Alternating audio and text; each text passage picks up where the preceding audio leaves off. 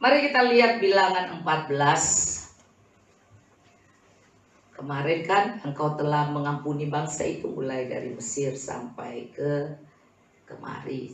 Engkau telah mengampuni bangsa.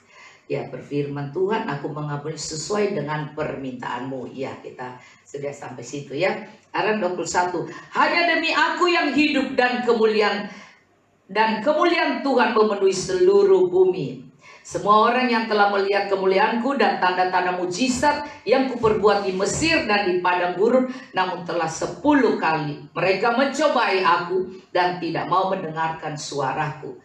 Tuhan menekankan adalah mendengar suara Tuhan.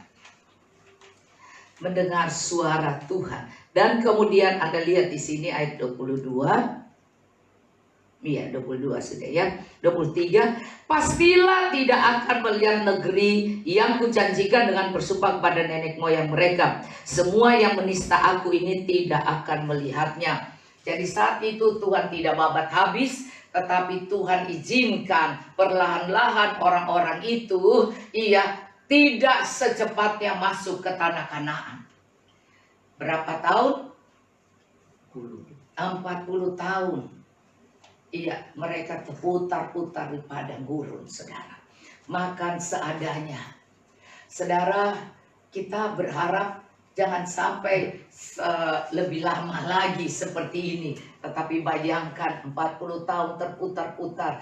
Baju dan sepatu itu saja. Jadi tidak pergi ganti-ganti ke mall. Iya, rambutnya nggak tahu udah panjang kayak apa. Potong sendiri-sendiri. Ya sekarang kan model potong. Iya. Semua ibu-ibu belajar potong. Saya juga potong rambut suami saya ya.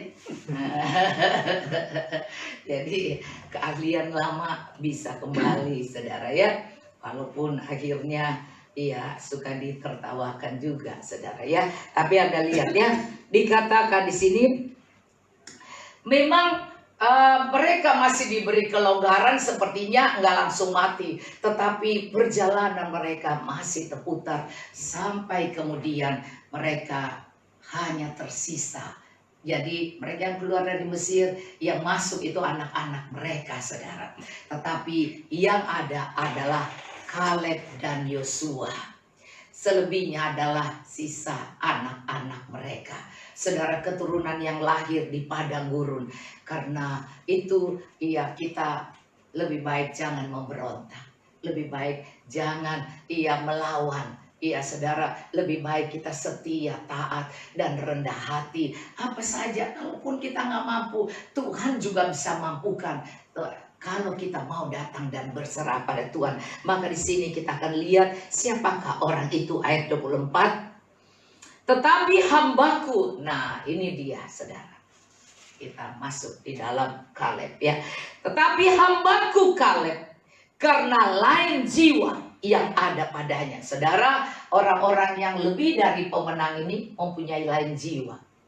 Bukan kelainan jiwa. Jangan salah saudara ya.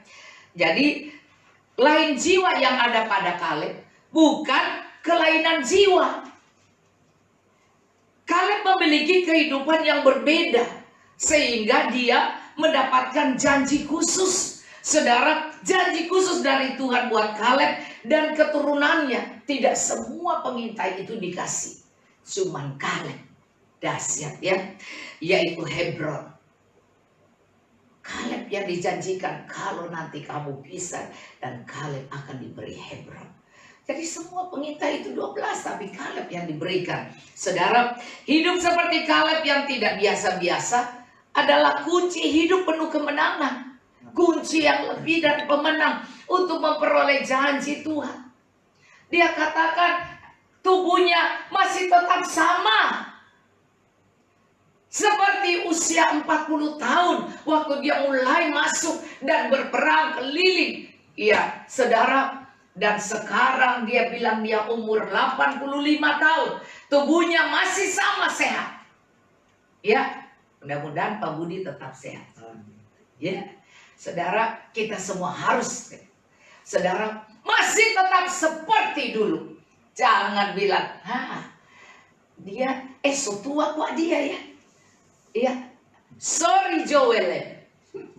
Ya, Tuhan tetap sama dulu, sekarang, selama-lamanya. Hamba-hamba Tuhan tetap sama, harus terus bersemangat.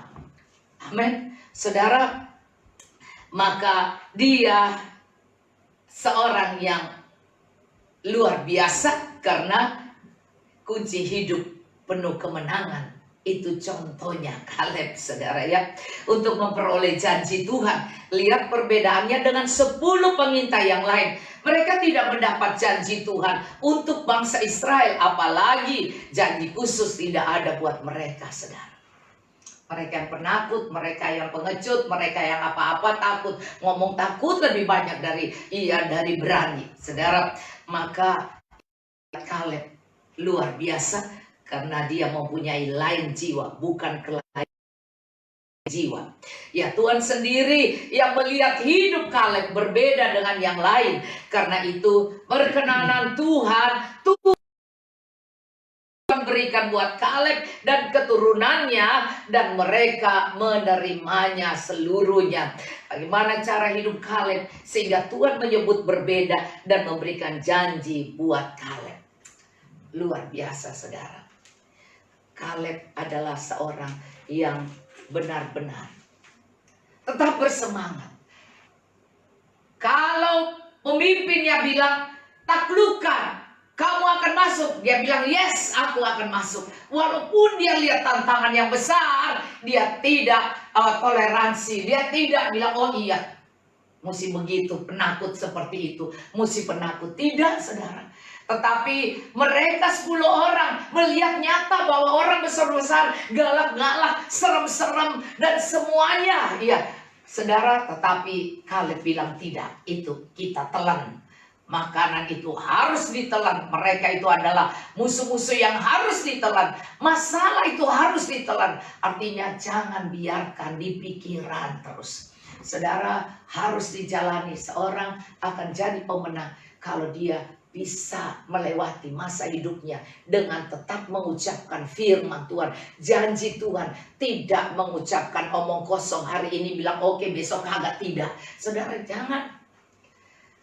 Kalau Anda menjadi orang yang benar-benar hidup seperti Kaleb, orang itu adalah orang yang punya integritas.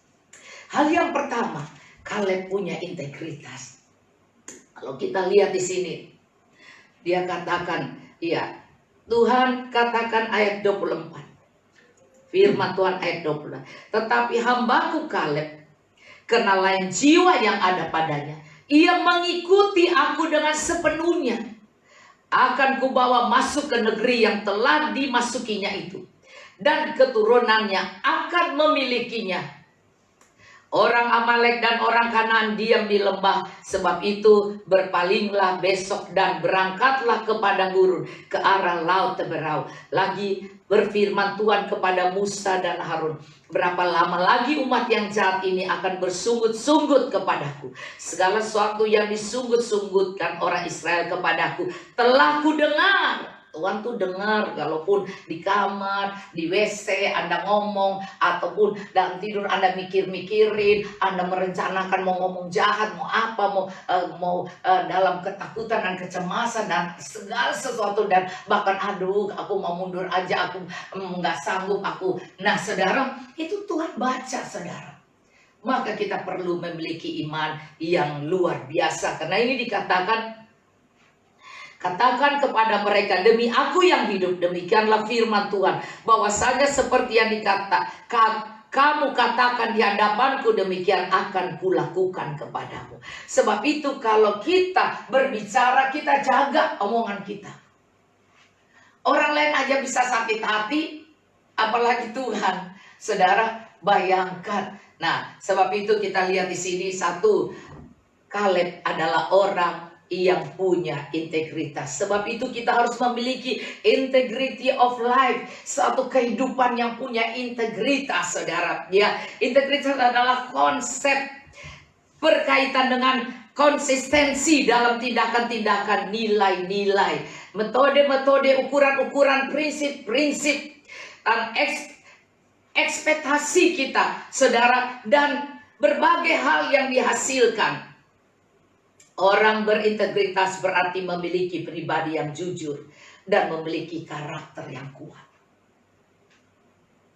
Karena dia katakan, ya, firman Tuhan dalam Yosua 14 ayat 7 dan 9, aku berumur 40 tahun ketika aku disuruh Musa, hamba Tuhan itu, dari Kades ke Barnea untuk mengintai negeri ini. Dan aku pulang membawa kabar kepadanya sejujur-jujurnya.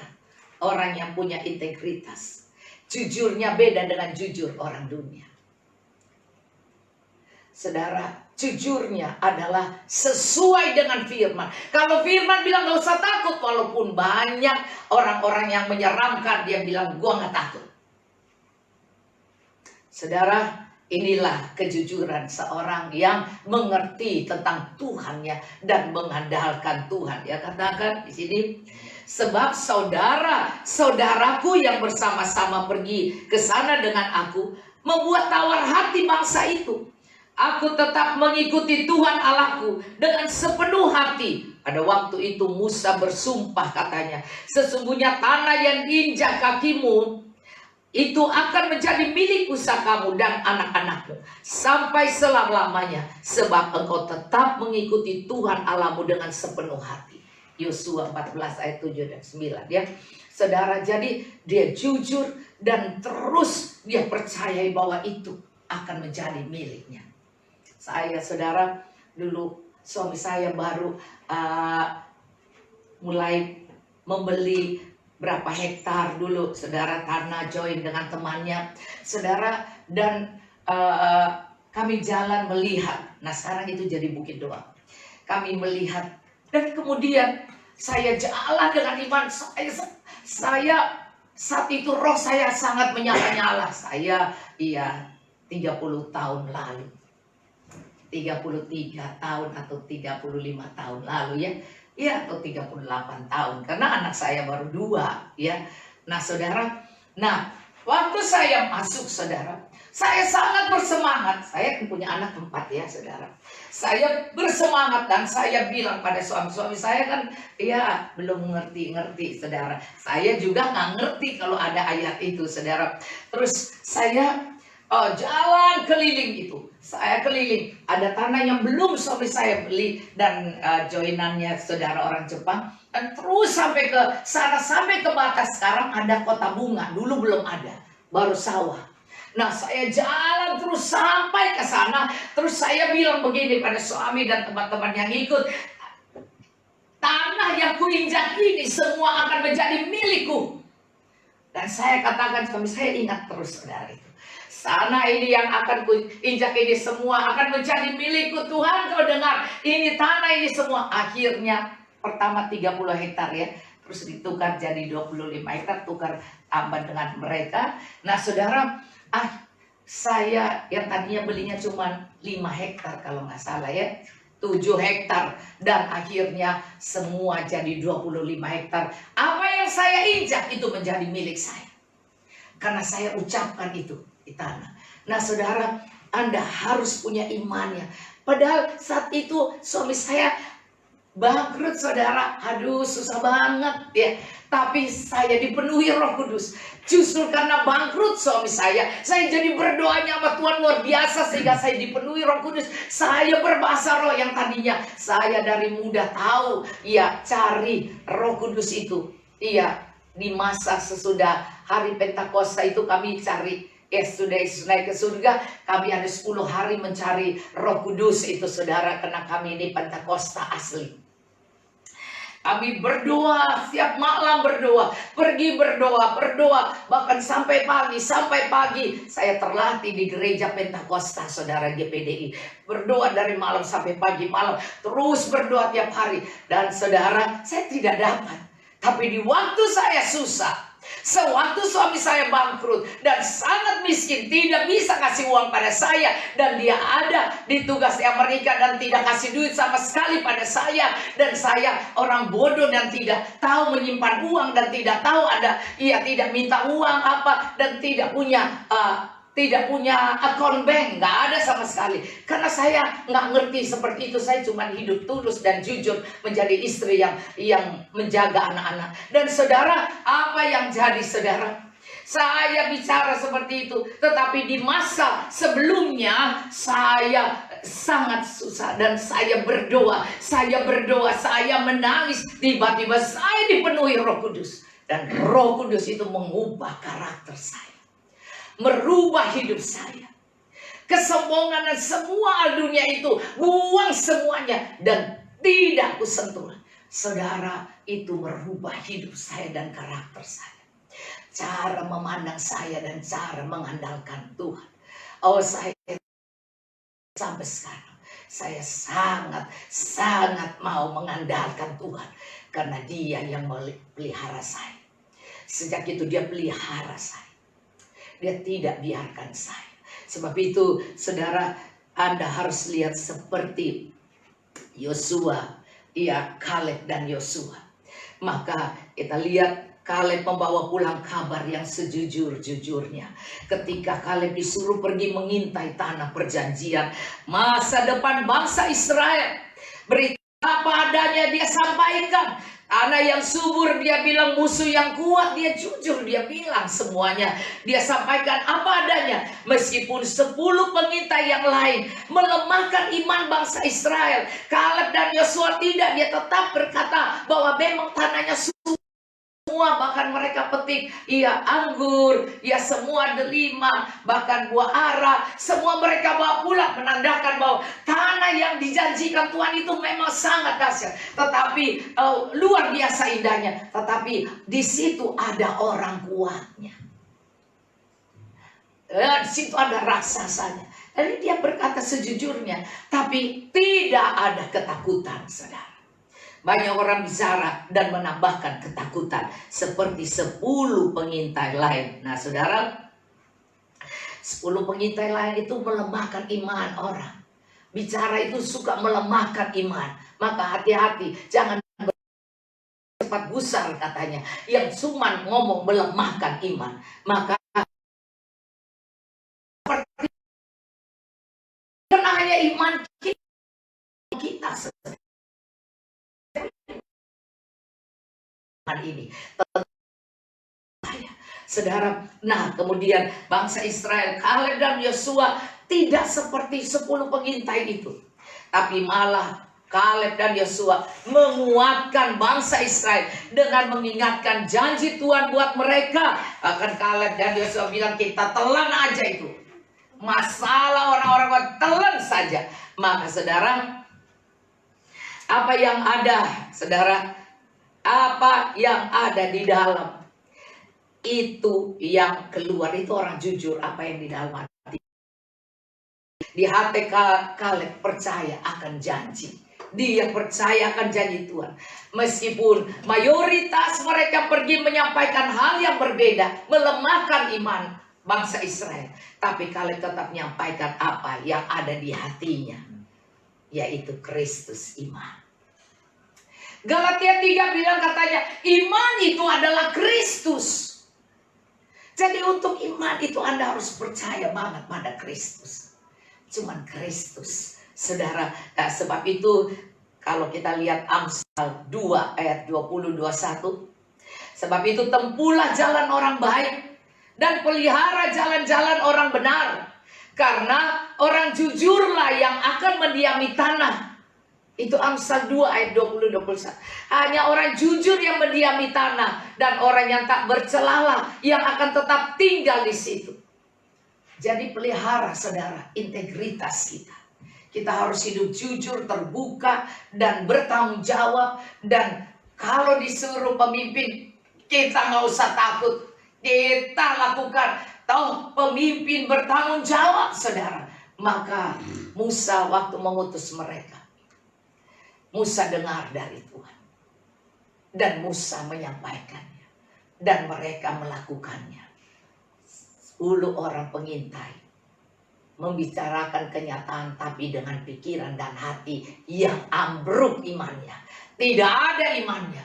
Tetapi Kaleb dan Yosua menyampaikan dengan iman yang di dalam mereka, jujur, setia, mendukung banget pada pemimpinnya. Integritas itu harus ada.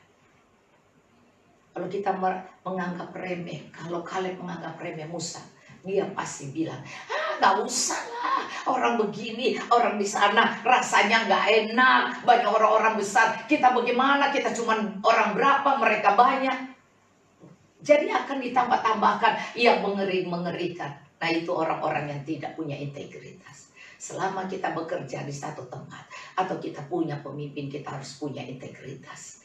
Integritas dicari, seluruh perusahaan-perusahaan di dunia ini pun mencari orang yang punya integritas. Saudara, sebab itu hidup berintegritas kadang memang tidak mudah. Apalagi saudara, jika kita menjadi bagian orang minoritas. Nggak mudah saudara. Kadang kita memakai topeng, orang-orang itu memakai topeng untuk menyenangkan orang lain. Bukankah ini berarti kita tidak jujur? Kita pakai topeng untuk nyenangin orang. Oh iya, padahal kita marah, padahal kita sebel, padahal kita nggak baik saudara. Ini berarti tidak jujur. Saudara, miliki keterbukaan, miliki kejujuran. Jadi orang benar itu orang yang jujur. Yang iya bilang iya, tidak bilang tidak pelin-pelan. Dan Tuhan tidak suka pada mereka yang tidak jujur. Dan jelas tertulis dalam Amsal bahwa orang jujurlah yang akan mendiami tanah, yang akan mendapatkan janji Tuhan. Hidup berintegritas adalah akan membawa kita kepada janji Tuhan. Bisa jadi ketika kita jujur, ada orang yang tidak mendukung kita atau bahkan memusuhi kita, tapi Tuhan akan membela kita. Kadang kita jujur, orang bilang bodoh sekali dia ini, wah gue sebel, makanya gue gak suka sama dia. Tapi jujur adalah orang yang akan. Tuhan sedang membentuk kita melalui corona ini untuk menemukan orang jujur yang punya iman pada Tuhan, yang tidak khawatir apapun, yang benar-benar mengikuti tanpa berbantah-bantah, tanpa memakai pikiran dia, tetapi pikiran dan janji Allah. Sebab itu milik pusaka Kaleb bin Yefune, Yefune, orang Kenas itu sampai sekarang ini, karena ia tetap mengikuti Tuhan Allah Israel. Itu Yosua 14. Mengikuti Tuhan Allah Israel dengan sepenuh hati. Dengan sepenuh hati dia mengikuti saudara. Jadi tidak ada yang membuat kita khawatir. Saudara, yang kedua, dia adalah orang yang punya intensively in life, saudara. Dia memiliki Yosua 14, kita lihat ayat 10 dan 11.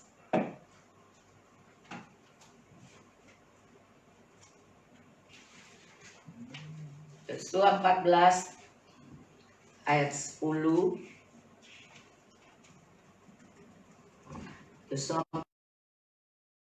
Anda lihat. Jadi sekarang sesungguhnya Tuhan telah memelihara hidupku seperti yang dijanjikannya. Kini sudah 45 tahun lamanya sejak diucapkannya Tuhan firman itu kepada Musa.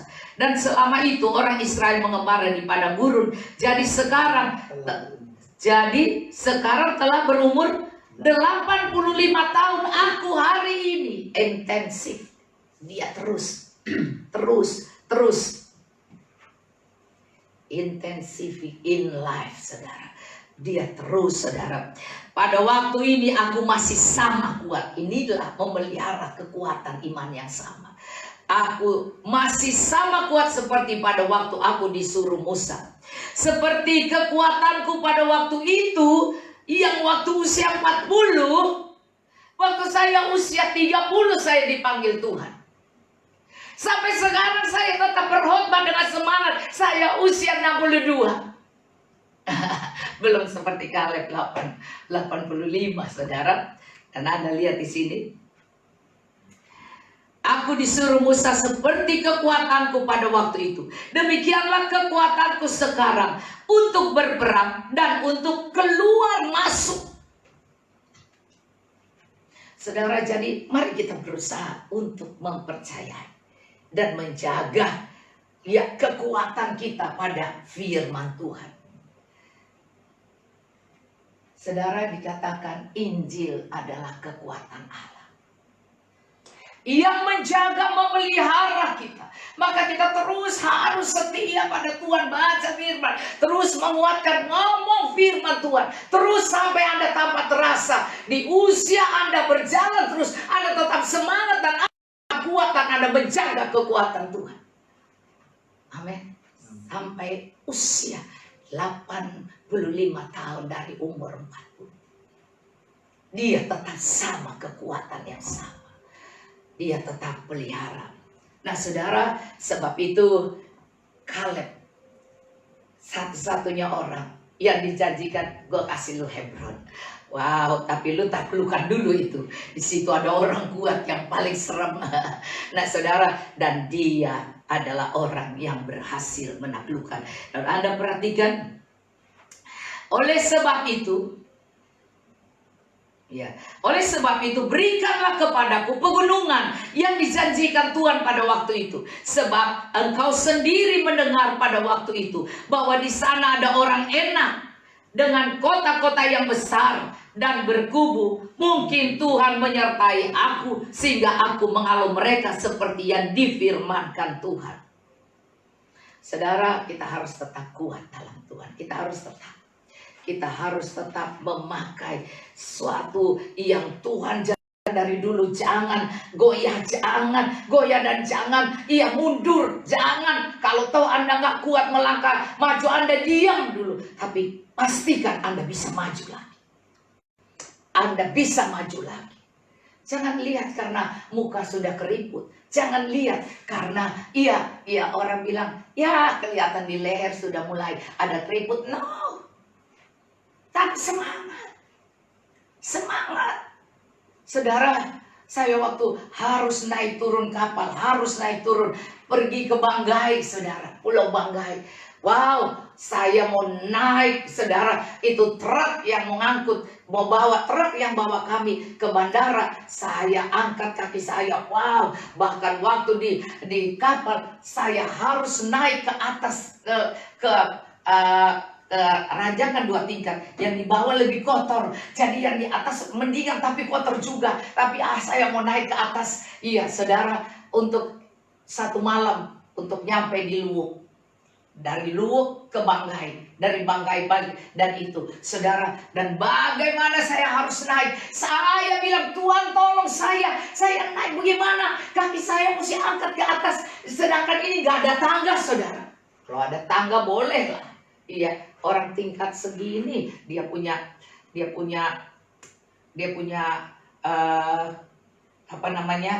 ranjang itu segini, saudara.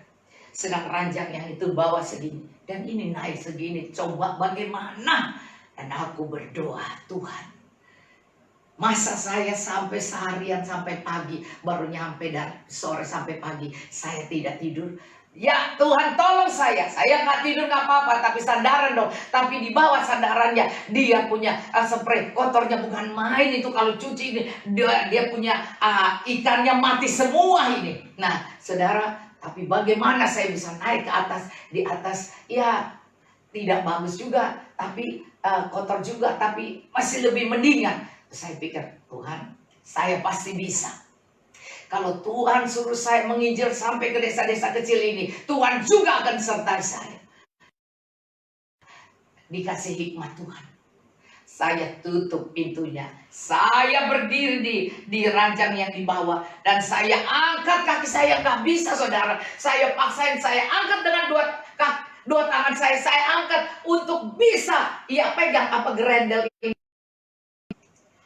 Orang Nado bilang gerendel itu pintu punya gagang pintu. Gagang pintu. Saudara, saya angkat kaki saya satu. Aduh, saudara, tingginya bukan main. Orang sudah umur begini naik ke atas seperti lebih tinggi dari sini ganggangnya kan. Saya harus angkat, baru saya pegang, baru saya tarik, saudara, dan saya angkat satu kaki, satu lagi angkat untuk melompat ke situ, dan saya berhasil. Saudara. Wow, saya bilang ini cuma mujizat Tuhan yang bisa membuat saya berhasil. Saudara, tapi waktu pulang, saya mesti naik ke truk itu. Wah, ajangnya segini, saya sudah mau naik di belakang truk, sudah mulai naik. Begitu saudara, wah kaki juga mesti angkat saudara ke atas. Tiba-tiba ibu pendeta itu bilang, Bu, jangan di belakang, karena di belakang kan mestinya tempat sapi. Iya, tapi kami dijemput dengan truk itu. Nah saudara, saya pikir, ya masa saya duduk di depan, kan ada bapak yang nih. Akhirnya mereka bilang, ya udah ibu duduk dengan bapak pendeta punya istri, terus saya, terus yang lain adik saya dan Sami di belakang itu. Padahal saya sudah naik saudara. Saudara, saya tidak pernah membedakan yang mana dan mana. Saya tetap memiliki semangat yang sama. Saudara, sebab itu kita harus punya intensity in life. Kalau tadi integritas in life, sekarang intensity in life. Saudara, harus intensif. Terus kita jaga kekuatan kita, jaga kekuatan dan semangat kita. Jangan sampai Tuhan temukan kita sudah nggak ada. Iya, dan Tuhan bilang, kemana domba yang itu? Nah, saudara, maka yang ketiga, kita harus punya intim. Menjadi orang yang punya lain jiwa ini. Memiliki lain jiwa. Dia harus punya keintiman. Intimacy with God. Harus intim dengan Tuhan. Kita lihat di sini bahwa Yosua 14 ayat 9. Pada waktu itu Musa bersumpah, katanya, sesungguhnya tanah yang diinjak oleh kakimu itu akan menjadi milik pusakamu dan anak-anakmu selamanya. Sebab engkau, lihat, intim itu tetap sih. Sebab engkau tetap mengikuti Tuhan Allahmu dengan sepenuh hati. Kata sepenuh hati ini adalah orang-orang yang intim, orang-orang yang tidak separuh hati dengan Tuhan, separuh hati dunia. Iya, 45% iya Tuhan, 15% iya dunia. Enggak, sepenuh hati. Kalau saya melihat Hizkia disembuhkan Tuhan, yang sudah ditulis Tuhan sementara akan mati, siap-siap. Saudara, Hizkia bilang, aku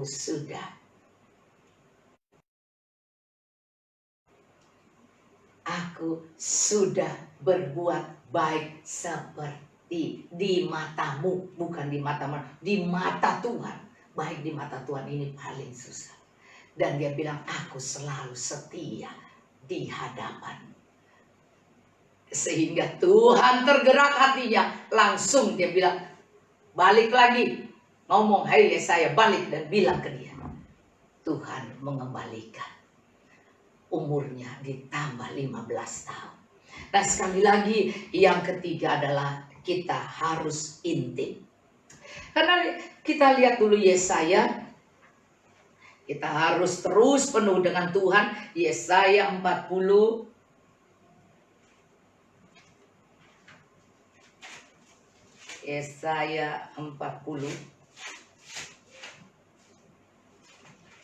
Yesaya 40 ayat 31, Anda sudah tahu. Ya, kita lihat di sini. Dari ayat 27. Mengapa engkau berkata demikian, hai Yakub, dan berkata begini, hai Israel, hidupku tersembunyi dari Tuhan, aku tidak diperhatikan Allahku.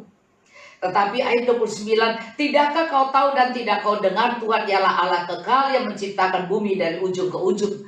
Ia tidak menjadi lelah dan tidak menjadi lesu. Kalau kita intim dengan Tuhan, maka kekuatan Tuhan pun akan menjadi milik kita. Tidak menjadi letih, tidak menjadi lesu. Dan dikatakan ayat 29, dia memberi kekuatan kepada yang lelah dan menambah semangat kepada yang tiada berdaya. Oh, kita bisa merasa bosan, kita bisa merasa capek, kita bisa merasa tidak asik gitu, saudara. Tapi kalau kita tetap seperti Kaleb setia, dia punya integritas, dia punya intensif, dia mau intim. Maka keintiman dengan Tuhan ini menghasilkan. Dia bilang, dia ayat 29 memberi kekuatan kepada yang lelah dan menambah semangat kepada yang tiada berdaya. Orang yang rasa bodoh kayak saya ini, yang rasa nggak pintar ini, yang rasa dikatakan di sini seperti orang yang tidak berdaya. Tetapi ingat, Tuhan memberi kekuatan kepada yang lelah dan memberi semangat kepada yang tiada berdaya. Saudara, mereka selalu tahu kalau saya baru pulang dari Amerika pun atau pulang dari daerah desa penginjilan, saudara, karena saya ini adalah penginjil dan penginjilan mana. Nah, saudara, kalau pulang sampai malam, saya tuh kalau nyampainya Jumat, saya tetap langsung naik ke puncak dan saya tetap cari Tuhan. Kita harus intim dengan Tuhan. Maka semangat yang sama di usia 40, masih tetap sama kata Kaleb sampai usia 85, dan dia minta janji Tuhan itu. Nah, sini dikatakan sebab orang muda menjadi lelah dan lesu. Orang muda suka lelah lesu. Dan teruna-teruna jatuh tersandung. Orang-orang yang dibilang teruna itu bisa tersandung. Tetapi 31, orang-orang yang menanti-nantikan Tuhan mendapat kekuatan baru. Ya, terus mengandalkan terus mengandalkan Tuhan, terus minta bimbingan Tuhan, terus minta suara Tuhan, terus mau mendengar dari Tuhan, terus mau berdoa berbahasa roh mencari Tuhan, dan terus menyembah Tuhan, terus mau memuji menyembah Tuhan. Baca Alkitab, renungan begitu banyak dikirim. Baca, saudara. Saya punya grup banyak sekali. Grup DKI, grup yang apa lagi, DKI ini, GBI DKI ini ada 2. Belum grup PPWBI, belum grup yang ini, terus grup yang pendoa perempuan, grup pendoa siapa lagi, grup yang apa lagi. Saudara, tiap hari saya harus baca renungannya semua. Saya tidak mau hapus begitu, saudara. Karena saya pikir firman Tuhan yang dikirim itu kekuatan. Terus kemudian di dalamnya sudah ada pewahyuannya. Jadi sangat enak, saudara, sekarang. Sudah ada pewahyuannya, tinggal kita renungkan, kita terus baca, terus dengar, khotbah-khotbah dengar, dan semuanya menambah kekuatan, keintiman dengan Tuhan, dan mulai mempelajari karakter sifat Tuhan, dan kasih Tuhan, dan janji Tuhan.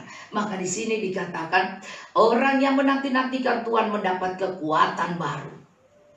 Mereka seumpamanya raja wali yang naik terbang dengan kekuatan sayapnya. Mereka berlari dan tidak menjadi lesu. Mereka berjalan dan tidak menjadi lelah. Keintiman dengan Tuhan adalah orang yang menanti-nantikan. Orang yang mau berdoa, bersyafaat, yang memuji, menyembah Tuhan, dan terus datang kepada Tuhan. Saya suka sekali, saudara, di dalam Yesaya. Dia katakan, Yesaya 41, Tuhan membangkitkan. Ya, kemarin kita baca itu kan, dengarkanlah aku, 41 ayat 1, dengarkanlah aku dengan berdiam diri, dengan duduk di kaki Tuhan, dengan cari Tuhan. Hai pulau-pulau, hendaklah bangsa-bangsa mendapat kekuatan baru. Orang yang intim dengan Tuhan mendapat kekuatan baru. Yang selalu mau duduk di kaki Tuhan. Terus. Dan dia katakan, hendaklah bangsa-bangsa mendapat kekuatan baru. Biarlah mereka datang dan mendekat. Saudara, kalau Anda lihat kekuatan ini di dalam Yesaya 30 ayat 15, dikatakan apa? Dengan berdiam, dengan bertobat dan tinggal diam saja, cari Tuhan saja, tinggal tenang, kamu akan diselamatkan dalam masalah yang kita alami. Kita akan diselamatkan. Penting kita mengakui, iya Tuhan, saya pemalas, saya ini Tuhan, saya bosan nih baca Alkitab, saya bosan nih berdoa, saya bosan nih semuanya, saya jenuh nih, saya takut, saya begini, dan semua kita harus mengakui dan minta ampun pada Tuhan. Terus kita diam menantikan kekuatan Tuhan. Dia bilang, kamu diselamatkan dan tinggal tenang dan percaya terletak kekuatanmu. Tinggal tenang dan percaya. Kita untuk intim dengan Tuhan harus tenang dan fokus Tuhan. Fokus Tuhan. Maka di sana dengan tinggal tenang dan percaya letak kekuatan. Saudara, sebab itu di sini dikatakan ya, mendapat kekuatan baru. Mereka seumpamanya raja wali yang naik terbang. Dengan kekuatan sayapnya mereka berlari dan tidak menjadi lesu. Mereka berjalan dan tidak menjadi lelah. Inilah kekuatan yang diterima oleh Kaleb. Bahkan di sini dikatakan ayat Yesaya 41 ayat 1, dengarkanlah, yaitu orang yang dengarkanlah dengan berdiam diri. Kalau kau berdiam diri, kau mendengar suara Tuhan, maka akan bangkit satu iman percaya yang kuat. Kau kalau dalam tinggal diam dan tenang, kamu diselamatkan dengan bertobat dan berdiam. Ya, bertobat, kau akan diberi kekuatan.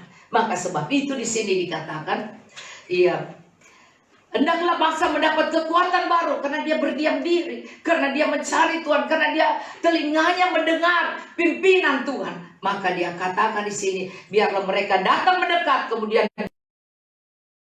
untuk minta pada Tuhan. Dikatakan, baiklah kita tampil bersama-sama untuk berperkara. Kita bisa ngomong pada Tuhan. Kaleb minta janji Tuhan karena dia terus memandang Tuhan. Saya percaya waktu Petrus jalan di atas air, itu karena matanya ngelihat Tuhan. Dia nggak tahu bahwa itu air.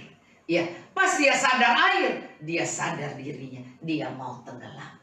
Saudara, pandang pada Tuhan terus. Masalah apa saja, apa yang orang takut, kau tidak akan menjadi takut.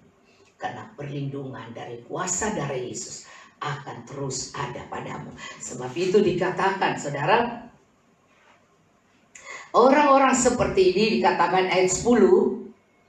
Iya, Yesaya 41 ayat 10. Iya. Janganlah takut sebab aku menyertai engkau. Janganlah bimbang sebab aku ini Allahmu. Aku akan meneguhkan, bahkan akan menolong engkau. Aku akan memegang engkau dengan tangan kananku yang membawa kemenangan. Tuhan akan memegang kita dengan tangan kanan yang membawa kemenangan. Hai orang-orang yang mau intim dengan Tuhan, yang mau menantikan Tuhan, yang mau mencari Tuhan senantiasa. Bahkan dia katakan, sesungguhnya semua orang bangkit, orang yang bangkit amarahnya terhadap engkau akan mendapat malu dan kena noda.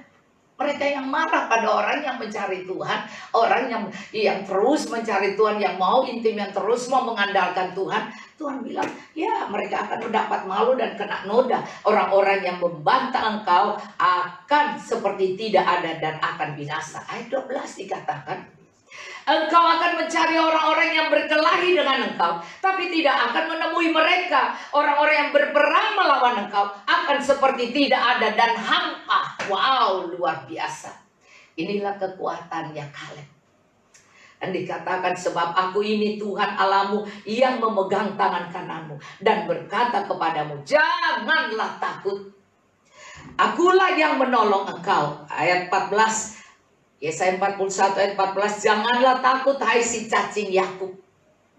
Walaupun kita dilihat lemah, kayak cacing yang bisa ditekan dan hancur, tapi Tuhan bilang jangan takut kalau cacing itu ada di tangan Tuhan. Maka siapa yang bisa menghancurkan cacing itu? Nah, janganlah takut hai cacing Yakub, lembek kayak cacing yang seperti itu. Hai ulat Israel, akulah yang menolong engkau. Demikian firman Tuhan. Ialah yang Maha Kudus Allah Israel. Sesungguhnya aku akan membuat engkau menjadi papan pengirik yang tajam dan baru dengan gigi 2 jajar. Engkau akan mengirik gunung-gunung dan menghancurkannya, dan bukit-bukit pun akan kau buat seperti sekam. Artinya permasalahanmu akan tidak ada, tidak akan berasa itu besar dan menakutkan. Engkau akan menampi mereka, lalu angin akan menerbangkan mereka, dan badai akan menyerahkan mereka. Tapi engkau ini akan bersorak-sorai di dalam Tuhan dan bermegah di dalam yang Maha Kudus Allah Israel. Berdia-dia di dalam Allah yang menyelamatkanku. Saudara, ada pujian ini. Sekalipun pohon ara tidak berbuah, pohon anggur tidak Saudara, orang yang intim dengan Tuhan, intinya Tuhan akan menolong kamu. Tuhan akan memberikan apa yang Dia janjikan kepadamu. Maka teruslah intim dengan Tuhan. Yohanes 15, Tuhan katakan, akulah pokok anggur dan kamu carang-carangnya. Biar kita menempel dengan pokok anggur itu, intim dengan Dia. Maka keintiman dengan Tuhan itu membuat Nuh bergaul karib dengan Tuhan. Dan Tuhan menjaga Nuh sekeluarga. Semua orang mati, Nuh dipelihara. Saudara, karena dia dengar, dia intim, sebab itu dia dekat, dia dengar. Maka kita lihat lagi bahwa ada banyak ya cerita di Alkitab. Henokh begitu bergaul dengan Tuhan dan dia intim dengan Tuhan. Sampai akhirnya dia terangkat dan tidak ditemukan. Ayub yang intim dengan Tuhan. Sehingga waktu Tuhan bilang, Ayub sudah waktunya. Maka Tuhan kasih, lihat, iya Kanaan kau tidak masuk. Tetapi orang tidak menemukan kuburannya. Saudara, dan Musa tidak tahu di mana kuburannya ya. Dan kalau mereka bilang mati di atas gunung itu kan. Saudara, dan banyak sebab itu Tuhan datang Musa dan Elia di hadapan Tuhan. Elia begitu percayanya sama Tuhan sampai Elia terangkat, saudara. Kita berdoa di taman taman mereka berdoa dan tiba-tiba mata mereka melihat Yesus bersama Elia dan Musa. Saudara, orang-orang yang intim dengan Tuhan akan terus mendampingi Tuhan. Dan Tuhan memanggil mereka sahabat. Tuhan katakan, ya semua Tuhan, Yohanes 15 dia katakan, dia mati untuk sahabatnya. Yesus mati untuk sahabatnya, orang-orang yang mau intim dengan Tuhan. Maka saudara, kalau kita lihat Yohanes 15, sebelum saya masuk yang terakhir, Yohanes 15. Ayat 13. Tidak ada kasih yang lebih besar daripada kasih seorang yang memberikan nyawanya untuk sahabat-sahabatnya. Yesus memberi nyawanya untuk sahabatnya. Maka itu dia bisa, orang yang intim adalah orang yang menjadi sahabat Tuhan. Terus kemudian, kamu adalah sahabatku jika kamu berbuat apa yang kuperintahkan kepadamu. Aku tidak menyebut kamu lagi hamba, sebab hamba tidak tahu apa yang diperbuat oleh tuannya. Tapi aku menyebut kamu sahabat, karena aku telah memberitahukan kepada kamu segala sesuatu yang telah kudengar dari Bapakku. Bukan kamu yang memilih aku, tapi akulah yang memilih kamu, dan aku telah menetapkan supaya, 16, supaya kamu pergi dan menghasilkan buah, dan buahmu itu tetap, supaya apa yang kamu minta kepada Bapa dalam namaku diberikannya kepadamu. Saudara, kalau Anda bilang, Tuhan, Engkau yang berperang, maka Tuhan yang berperang. Orang yang intim dengan Tuhan memiliki kekuatan ekstra luar biasa, seperti Yesaya 40 ayat 31. Maka yang keempat terakhir adalah orang yang punya iman, yang berkemenangan. Kita tahu di sini Yosua 14 ayat 12. Kita tahu bahwa Kaleb memiliki iman yang berkemenangan, more than conquer ya. Dia katakan Yosua 14 ayat 12.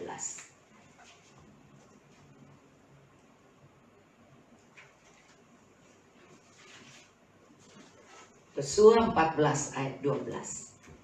Oleh sebab itu, berikanlah kepadaku pengunduan yang dijanjikan Tuhan pada waktu itu. Dia berani meminta janji. Sebab engkau sendiri mendengar pada waktu itu bahwa di sana ada orang enak dan dengan kota-kota yang besar dan berkubu. Mungkin Tuhan menyertai aku sehingga aku menghalau mereka seperti yang difirmankan Tuhan. Lalu Yosua memberkati Kaleb bin Yefenu, dan diberikanlah Hebron kepadanya menjadi milik pusakanya.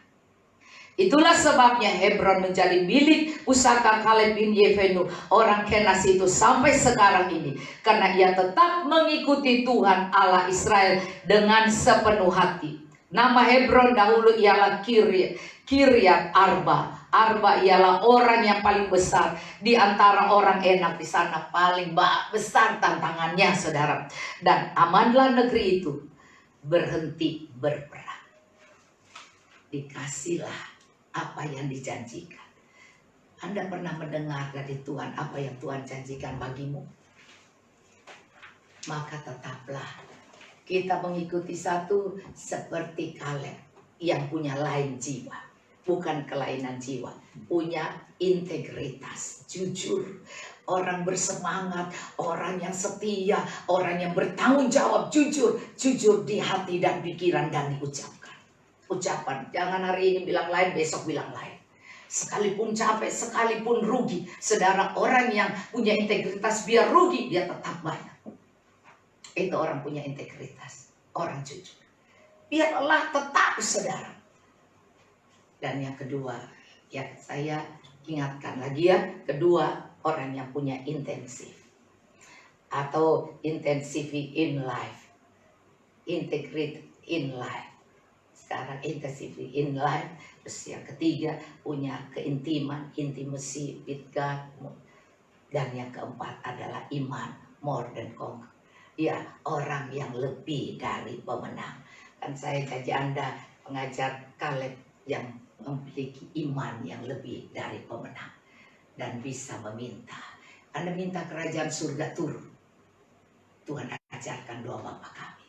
Datanglah kerajaanmu, jadilah kehendakmu di bumi seperti di surga. Maka Anda punya hak untuk meminta. Amin. Puji Tuhan, saudara. Ingat baik-baik, integritas, intensif, intimacy, terus iman. Ya, iman. More than conquer. Dan sebab itu, mari saudara, ingat baik-baik, pertahankan kejujuran, kesetiaan orang benar. Oh, intensif, terus sepenuh hati, terus cari Tuhan. Iya, terus. Jangan sampai kendor. Jangan, 1 minggu malas, iya 1 bulan malas, nanti aja. Saudara, nanti tunggu corona berhenti. Kalau corona berhenti 1 tahun gimana? Apakah Anda lebih hari, lebih ciut, lebih hari yang diterbangkan? Tidak, Anda harus lebih hari, lebih kuat. Tambah kuat, karena Tuhan sedang mengatur. Schedule kita harus dirubah. Semua rencana kita harus diubah. Bahwa Tuhan yang mengatur rencana, bukan kita lagi. Karena kita lebih dari pemenang. Dari yang tidak ada bisa menjadi ada. Karena Tuhan. Dari yang malas menjadi rajin karena Tuhan. Dari yang bosan menjadi bergembira dan bersemangat karena Tuhan. Lakukan sesuatu yang baik. Percaya masa ini, masa Tuhan membentuk kita menjadi lebih dari pemenang. Amin. Tuhan memberkati. Haleluya.